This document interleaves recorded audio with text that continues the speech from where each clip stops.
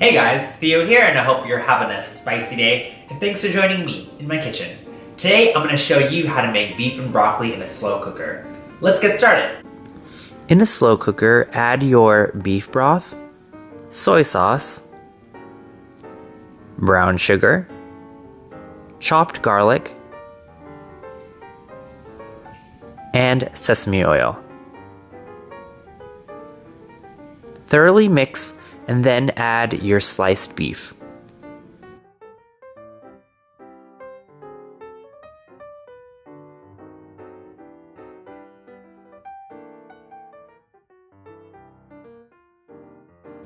Then, cook on low for at least 4 hours. Then, mix together equal parts cornstarch and water into a slurry and add to your beef. Then, add your broccoli and cook for the last 15 minutes on high.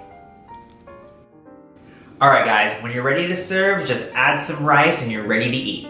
Let's see how it tastes.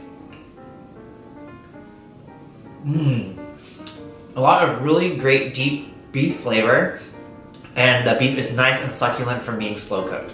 If you like this recipe, it'll be found at the blog post below, and if you haven't already, please like, subscribe, and comment to this video. And as always, keep it spicy!